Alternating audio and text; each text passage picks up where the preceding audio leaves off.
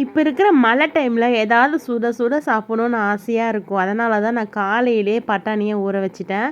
ஊற வச்சுட்டு ஈவினிங் டைமில் அதை மஞ்சத்தூள் போட்டு கொஞ்சம் வேக வச்சு எடுத்திருக்கேன் பாருங்கள். இந்த அளவுக்கு வேக வச்சு எடுத்திருக்கேன். இதை லைட்டாக மேஷ் பண்ணிக்கலாம், அவ்வளோதான். ஒரு மிக்ஸி ஜாடியில் ஒரு வெங்காயம், 2 தக்காளி, 2 பச்சை மிளகாய் ஆட் பண்ணியிருக்கேன். கொஞ்சமாக இஞ்சி, கொஞ்சமாக பூண்டு ஆட் பண்ணியிருக்கேன். இஞ்சி ஒரு துண்டு எடுத்திருக்கேன், பூண்டு ஒரு 5 பல் எடுத்திருக்கேன், அவ்வளோதான். இது நல்லா மிக்ஸி ஜாடியில் கிரைண்ட் பண்ணி எடுத்துக்க போகிறோம். அப்புறம் ஒரு பேனில் எண்ணெய் ஆட் பண்ணியிருக்கேன். 2 ஸ்பூன் அளவுக்கு எண்ணெய் ஆட் பண்ணியிருக்கேன். ஒரு அரை ஸ்பூன் அளவுக்கு சோம்பு ஆட் பண்ணியிருக்கேன். ஒரு இனுக்கு கருவேப்பிலை ஆட் பண்ணிக்கிறேன். இது பொரிஞ்சதும் எடுத்து வச்சுருக்க பேஸ்ட்டையும் ஆட் பண்ணிக்கலாம்.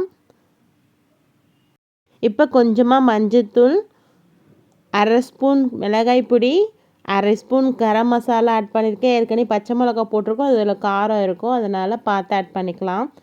இது நல்லா மிக்ஸ் பண்ணிக்கலாம். பச்சை வாசனைலாம் போகிற அளவுக்கு மிக்ஸ் பண்ணணும். அதுக்கு முன்னாடி கொஞ்சமாக உப்பையும் ஆட் பண்ணிவிட்டு கொஞ்சமாக தண்ணியும் ஆட் பண்ணிக்கலாம். ஆட் பண்ணி நல்லா மிக்ஸ் பண்ணிக்கலாம். நல்லா அந்த பச்சை ஸ்மெல் எல்லாமே போகணும். அதுக்கப்புறமா பட்டாணியில் கொஞ்சம் மட்டும் எடுத்து மிக்ஸி ஜாரில் கிரைண்ட் பண்ணிக்க போகிறேன்.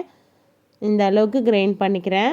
மீதி இருக்கிற பட்டாணியை இந்த கிரேவிலேயே ஆட் பண்ணிக்கலாம். அந்த தண்ணியோடு சேர்த்து ஆட் பண்ணிக்கலாம். ஆட் பண்ணிவிட்டு அரைச்சி வச்சுருக்கேன் இல்லையா பட்டாணியும், அதையும் ஆட் பண்ணிக்கலாம். ஆட் பண்ணி நல்லா மிக்ஸ் பண்ணிவிட்டு நல்லா கொஞ்சம் லோ ஃப்ளேம் வச்சுக்கோங்க. ஒரு 5 மினிட்ஸ் விட்டிங்கன்னா இந்த அளவுக்கு திக்காயிடும். அவ்வளோதான், பார்க்கவே சூப்பராக இருக்குது பாருங்கள். இதுக்குள்ளே உருளைக்கிழங்கு வேணாலும் ஆட் பண்ணலாம். நான் உருளைக்கிழங்கெல்லாம் ஆட் பண்ணலை.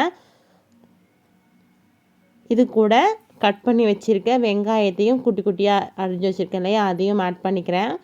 கொத்தமல்லியும் மேலே தூவி எடுத்துக்கிறேன். உங்களுக்கு வேணும்னா நீங்கள் லெமன் ஆட் பண்ணிக்கலாம்.